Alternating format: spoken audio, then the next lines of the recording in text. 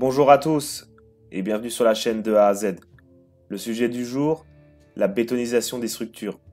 En effet, on peut voir pas mal de chaînes YouTube de rénovation actuelle, de personnes qui vont acheter des maisons anciennes, donc principalement construites en pierre, et qui vont avoir recours à l'utilisation du béton pour modifier la structure du bâtiment. Aujourd'hui, j'aurai besoin de votre avis, donc on verra les différents procédés et sous différentes chaînes, et ensuite je vous poserai deux questions et ça m'intéresserait vraiment d'avoir votre avis. Ces chaînes utilisées, vous avez les sources, comme vous pouvez le voir en bas à gauche. C'est des chaînes que je suis régulièrement, donc c'est pas du tout l'objectif de les dénigrer ou de critiquer leur travail. Moi, c'est des travaux que je respecte. C'est juste que j'ai une interrogation sur ce sujet et que j'aimerais bien avoir votre avis sur le sujet pour voilà pour compléter mes connaissances. J'ai quand même un certain avis, mais c'est pas le propos de la vidéo. Vraiment, comme je vous dis, c'est de savoir qu'est-ce que vous en pensez. Est-ce qu'il peut y avoir des gens qui peuvent mettre des commentaires et nous apporter, nous éclairer et voilà pour savoir ce qui peut se passer. Dans les grandes lignes, on va voir le mode opératoire, comment il procède. Ensuite, je vous montrerai un schéma avec un aspect plus technique, beaucoup plus visuel. Et ensuite, on finira sur quelques vidéos d'une autre chaîne YouTube.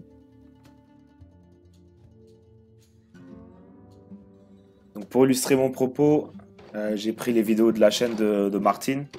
Je sais pas si vous connaissez, bon, c'est une chaîne qui est très connue à l'international. Après, c'est quelqu'un que je respecte vraiment beaucoup parce que son travail, il est vraiment très propre. En tout cas, pour en revenir à notre sujet, donc la première des choses, comme vous le voyez, c'est qu'ils vont escaver une partie du sol pour pouvoir avoir plus d'espace, si vous voulez, entre le plafond et donc l'étage et le sol existant.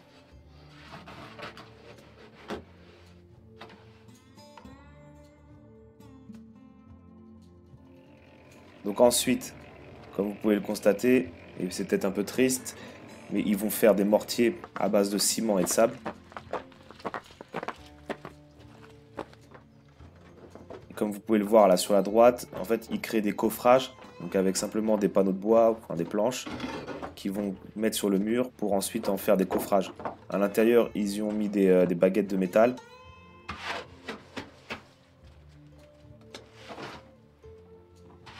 Voilà, qui viennent remplir, tout ça pour faire un coffrage classique.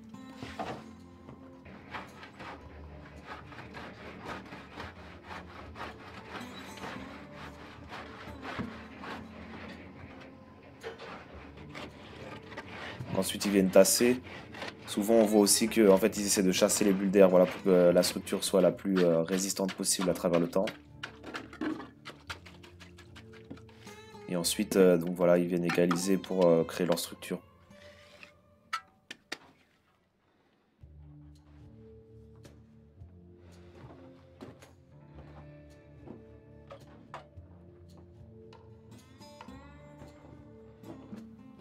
Et donc là, on voit que c'est sur une petite partie, mais si vous suivez la chaîne, vous pouvez aller voir en soi, il le fait sur les quatre coins du mur.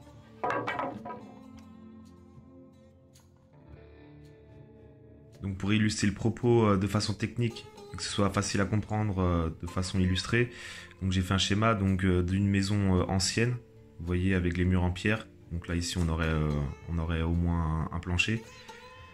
Et effectivement j'ai un peu exagéré puisque les fondations elles sont assez bien ancrées dans le sol. Donc vous voyez là en fait ce serait comme un terrain en pente. Et donc du coup au final le terrain serait on va dire nivelé à l'intérieur du bâtiment pour que ce soit facilement utilisable. Donc du coup là ici c'est couvert, hein, ça c'est l'intérieur. Et donc du coup en fait pour illustrer le schéma de l'eau on va dire, donc quand il se met à pleuvoir de cette façon, et ici aussi puisque c'est l'extérieur, en fait l'eau donc va s'infiltrer.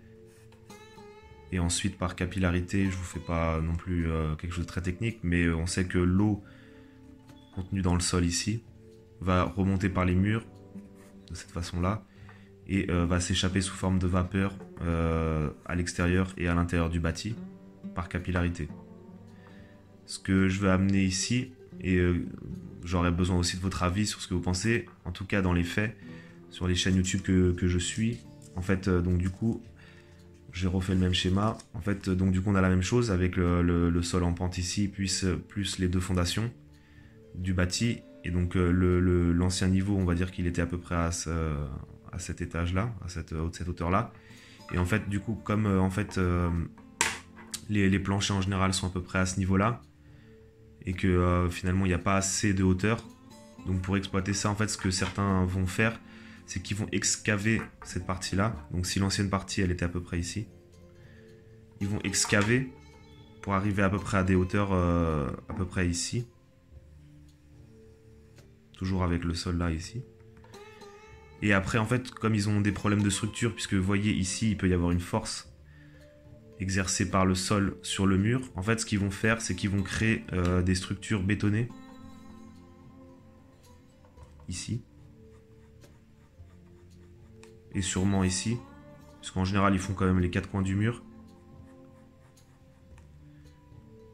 Pour pouvoir maintenir, j'imagine, le mur. Mais du coup, ma question, c'est de savoir qu'est-ce qui se passe au niveau des vapeurs d'eau. Puisque comme on l'a vu précédemment avec la pluie qui arrive ici, l'eau s'infiltre dans le sol.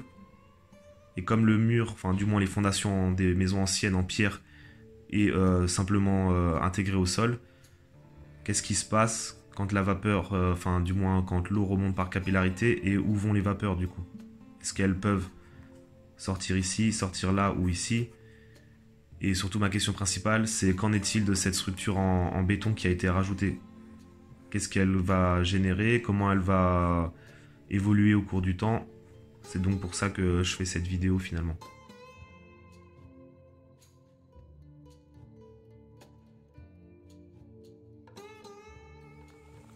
Je vous ai mis donc les questions précédemment. Donc, ça m'intéresse vraiment d'avoir votre avis. Donc mettez-les dans les commentaires. Donc là je vous remonte une nouvelle vidéo. Donc là c'est une chaîne qui est vraiment pas mal aussi. Ça se passe au Portugal. Donc vous voyez, c'est pas un cas isolé, hein. Il y en a vraiment pas mal qui font ça. Après, voilà, hein, c'est comme je dis, c'est à prendre avec des pincettes dans le sens où je veux bien comprendre. Voilà, les gens ils veulent rajouter du volume, de l'espace à leur habitation, ce qui est compréhensible. Ensuite, après, il y a les faits, hein.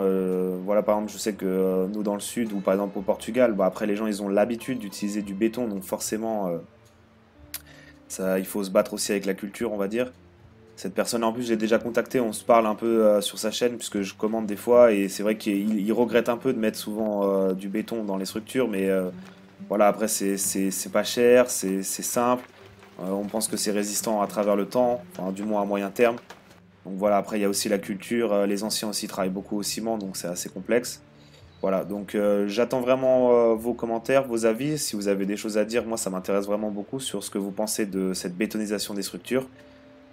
Sinon, bah, on se retrouve la semaine prochaine à 17h30, comme d'habitude. Et je voulais aussi remercier les fidèles, on va dire, principalement deux personnes, donc Judith et le plombier chauffagiste du 6-9. Merci à vous, ça fait chaud au cœur quand même que vous suivez, puisque c'est vrai que des fois les qualités des vidéos, bon, laissent à désirer. Mais vous suivez l'aventure et ça me fait plaisir. Allez, on se retrouve la semaine prochaine à 17h30.